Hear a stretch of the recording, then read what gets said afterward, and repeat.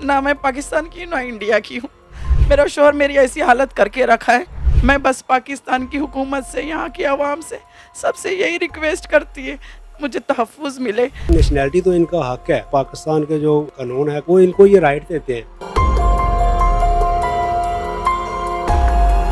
मेरे साथ फरजाना बेगम मौजूद हैं जो कि इंडियन नेशनल थी, अबू धाबी में जॉब करती हैं। वहाँ पर एक पाकिस्तानी मर्द से मोहब्बत की शादी भी कर लेती हैं। ये इंडिया नहीं गई, पाकिस्तान आ जाती हैं।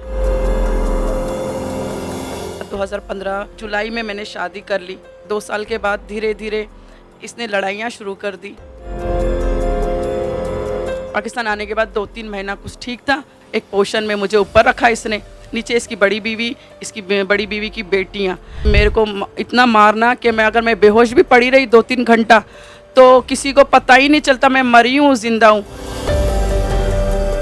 फिर भी मैं अपने बच्चों को छोड़ के नहीं जाना चाहती इंडिया, मैं यहाँ ही रहना चाहती हूँ। उनको ज़हनी टार्चर कर रहा है, जो जायदाद है ना उसमें वो हिस्सेदार ना बन जाए ये इधर रह के।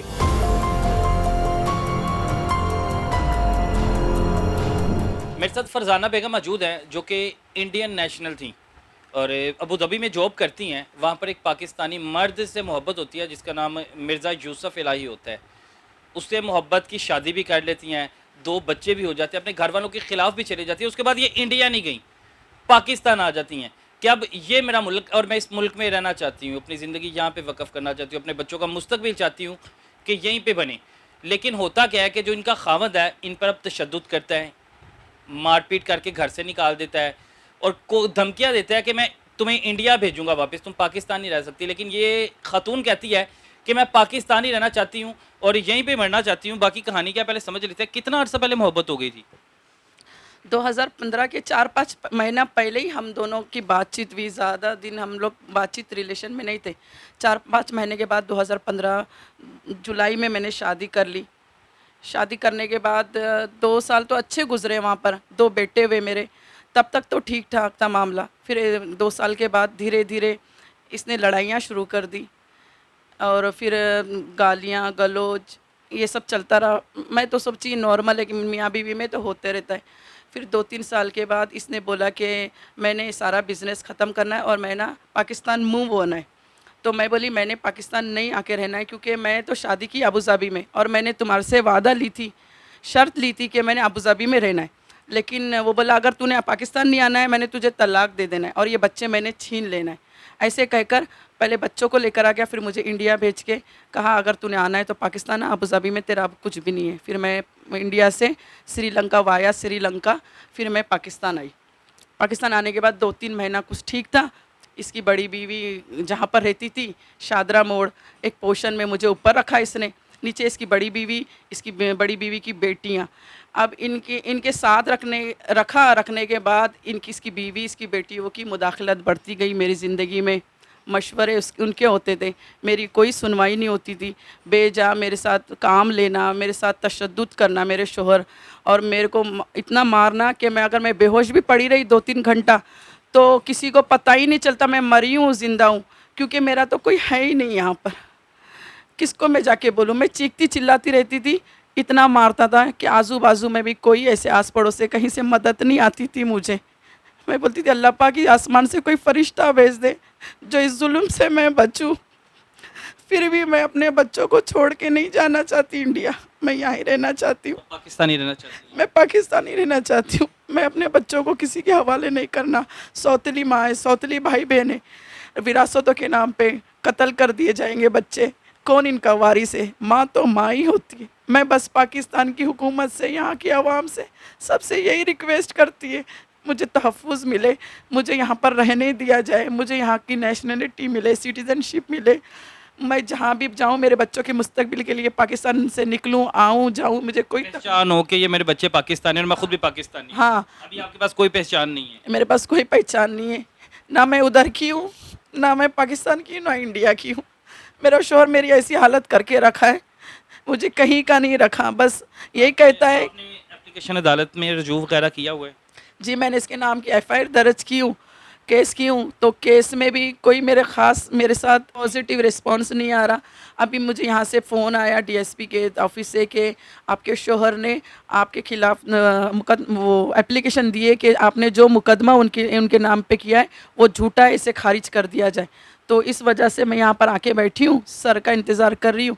तो आप बताएं मैं कहाँ कहाँ भटकूँ। एक गैर मुल्क औरत 2 बच्चों को लेके, मेरे बच्चे सुबह 11 बजे से आए वहाँ बैठे हुए। बच्चे पढ़ते हैं? बच्चों की स्कूल भी नहीं 1 महीने से, इसलिए कि अब हमारा यहाँ पर इतना मेरे बच्चों की इंटरव्यू हुए, लोग जानने लगे, पहचानने लगे कि हम अभी इतना डरते कि बच्चों को स्कूल भी नहीं भेज सक रही मैं।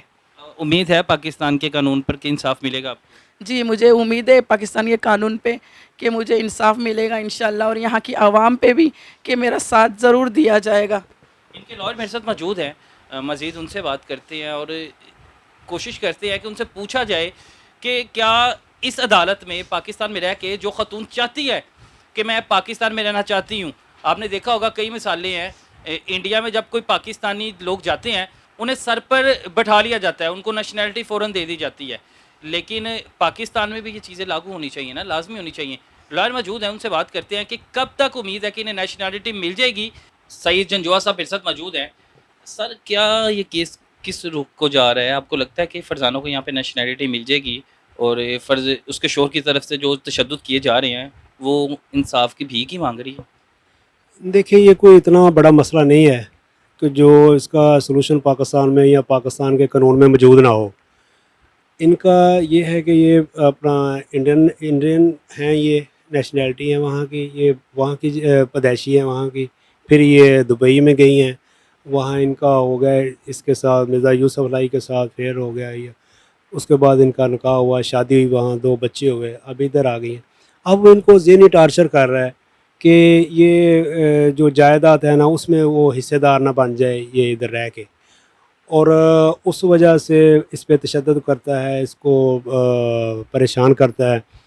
अब इस तशद्दुद की बाबत जो घर में उसने इस पे किया था, उसकी बाबत हमने एक मुकदमा जो है वो थाना फैक्ट्री एरिया फ़िरोज़वाला में दर्ज करवाया है, ये 15 अप्रैल को, जो जिसमें वो अभी उसने बेल करवाई है।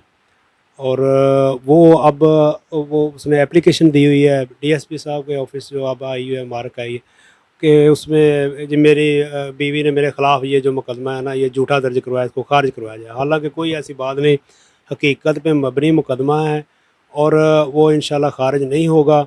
यहाँ पे जो डीएसपी साहब है वो भी इसका मौक़िफ़ सुनेंगे और यहाँ की जो अदालतें हैं वो भी इंशाल्लाह इनको इंसाफ फराहम करेंगी। मुद्दा ये है कि वो चाहती है कि मुझे यहाँ की नेशनैलिटी दीजिए, मैं वापस नहीं जाना चाहती इंडिया। वो देखें, वो इनका हक़ है, इनके 2 बच्चे हैं यहाँ पे और 2 इनके बेटे हैं, और वो इनका नेशनैलिटी तो इनका हक़ है। और इंशाल्लाह पाकिस्तान के जो कानून है, कवानीन है यहाँ के, वो इनको ये राइट देते हैं और इंशाल्लाह इनको नेशनैलिटी यहाँ की मिलेगी और हम इनका पूरा इनका साथ देंगे।